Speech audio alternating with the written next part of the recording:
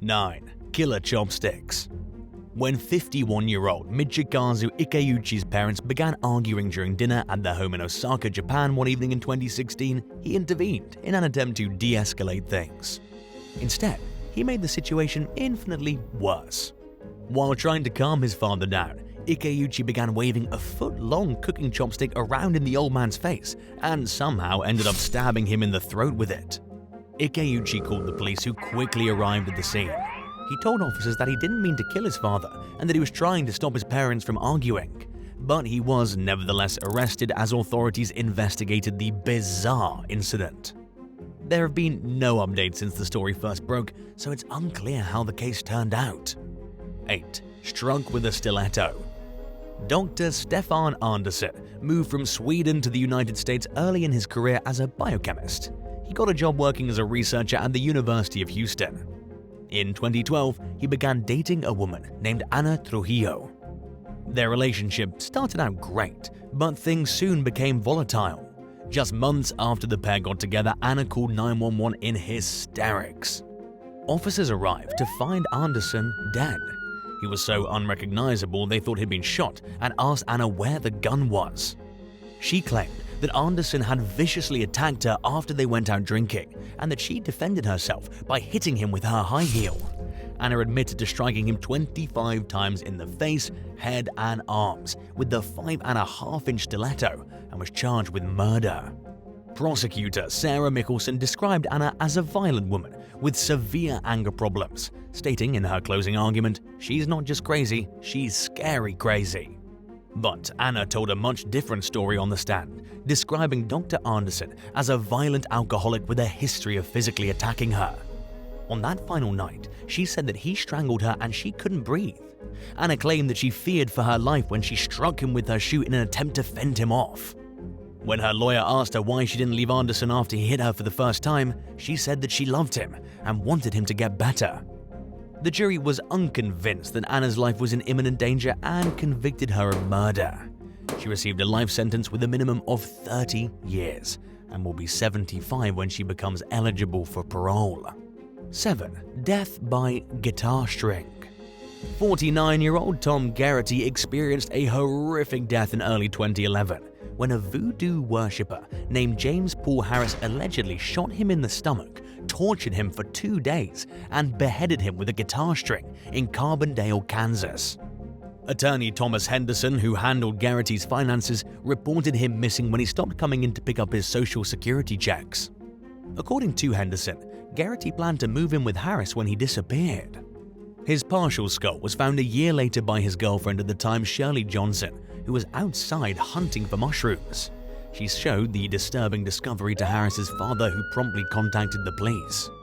Harris's ex-girlfriend Bobby Williams testified to the series of events that led up to the murder and said that 29-year-old Harris disposed of Garrity's body but kept his head in a bag. As if that wasn't weird enough, she claimed that Harris talked to the severed head. During questioning, Harris reportedly admitted to keeping his victim's head in a canvas bag with a drawstring and occasionally talking to it. He also identified himself as an active practitioner of voodoo. Despite these admissions, the prosecution ran into several roadblocks during Harris's trial for first-degree murder. For one, only a portion of the victim's skull was ever found. The rest of his body remained missing, along with the murder weapon. Several of the prosecution's witnesses ended up being unavailable to testify, and one of the credibility of their key witnesses was highly questionable. Given these obstacles, Harris struck a generous deal with prosecutors and pleaded no contest to involuntary manslaughter in exchange for a 4-year prison sentence. 6. Beaten with banjos. Sheriff's deputies in Miami County, Ohio were just as shocked as the rest of the world when a man named Edward Benson allegedly beat his wife to death with a pair of banjos in 1991.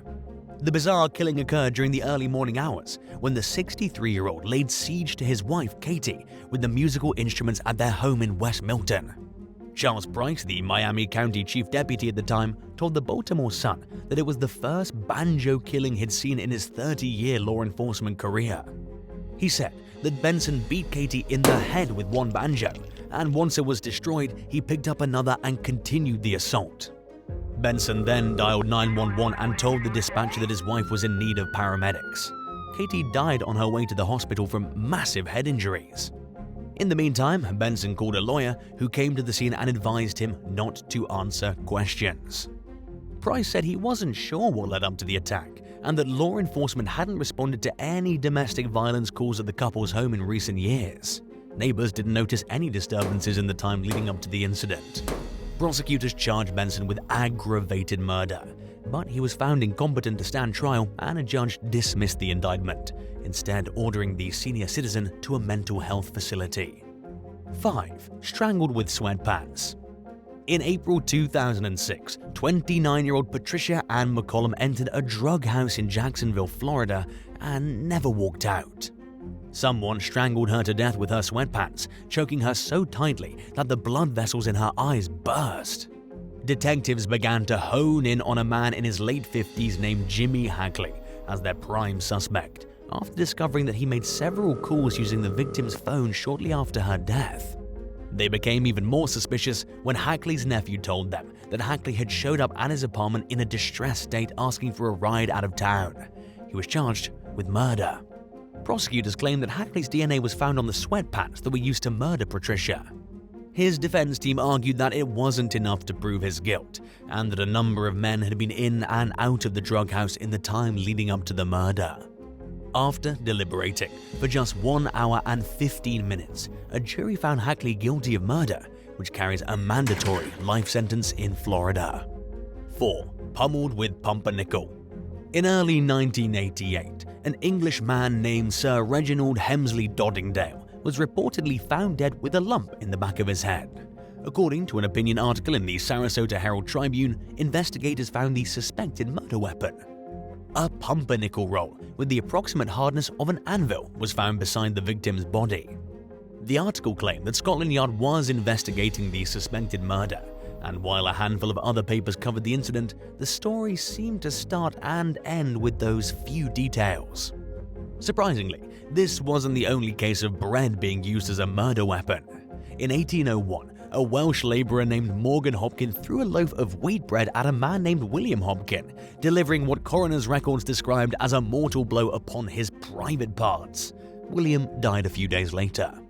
Since then, there have been numerous reports of people attacking each other with bread. Thankfully, none of them fatal. But as of the 2 instances described in today's video show, the wrong kind of bread can do some seriously deadly damage. 3. Deadly dessert spoon.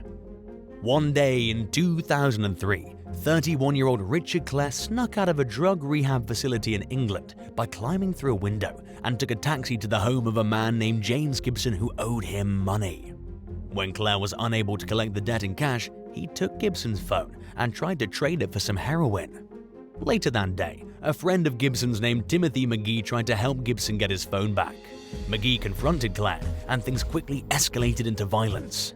Clare repeatedly hit McGee in the back of the head with a dessert spoon, causing an artery to rupture and leaving his opponent dead from bleeding between the brain and skull. Prosecutors accused Clare of murder, but he argued in court that he killed McGee in self-defense. He claimed that McGee and Gibson had attacked him and were hitting him with Gibson's walker when he hit back with the dessert spoon. Much to the outrage of McGee's loved ones, the jury believed Clare's narrative and acquitted him of murder, manslaughter, and causing bodily harm. But Clare soon landed in the throes of the justice system once again, when he was accused of fatally slashing a love rival's throat.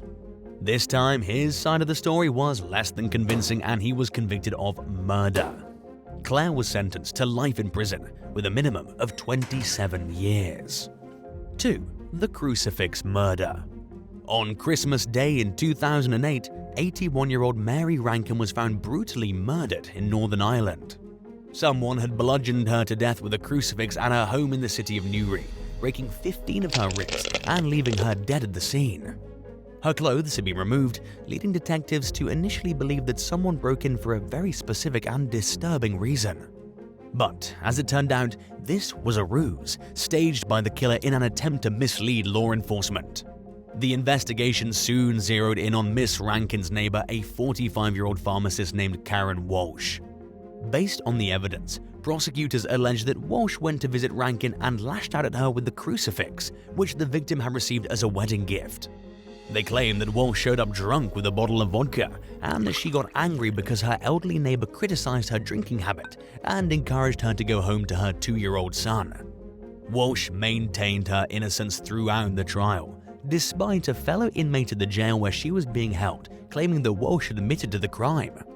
In a witness statement, the prisoner wrote that Walsh said she went over to Rankin's after getting into a drunken fight with her husband and flew into a murderous rage when the victim scolded her about her drinking. According to the witnesses, Walsh explained that Rankin grabbed hold of her and said, "Listen," at which point Walsh pushed her away, causing the senior citizen to lose her balance and fall backwards. Walsh also reportedly said that she didn't realize how hard she hit the victim with the crucifix until it broke. She was sentenced to life with a minimum of 20 years for Rankin's murder. The judge acknowledged that she didn't mean to kill Rankin, but that her degradation of the victim's body in an attempt to make it look like a different kind of assault was a very serious aggravating factor in an already grave case. Walsh appealed her sentence but lost, with Lord Chief Justice Sir Declan Morgan stating, "We have no sense of unease about the safety of this conviction." In other words, the court concluded that Walsh is exactly where she belongs. 1. Toilet lid tragedy. 49-year-old Joseph Hill was a paroled burglar working as a delivery man in Tennessee when he began an extramarital affair with 29-year-old Christina Jeanette Eubanks. Their illicit relationship came to an abrupt end one day in 2006 when Christina wound up dead after the pair allegedly spent the night drinking and smoking pot together. She was bludgeoned to death and dumped in a creek near Hill's trailer home, leading authorities to suspect that he killed her. Prosecutors charged Hill with murder and accused him of beating Christina to death with the lid from her toilet tank after she rejected his physical advances. On the other hand, Hill's lawyer Mark Stevens argued that his client attacked Christina in an uncontrolled rage after she threatened to tell his wife about their affair. Stevens described the disagreement as a heated argument between lovers and claimed that Hill discarded Christina's body in an act of self-preservation.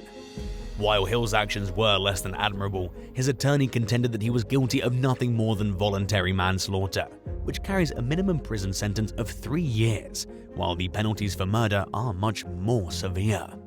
At one point during the trial, it seemed as though the prosecution faced a serious uphill battle.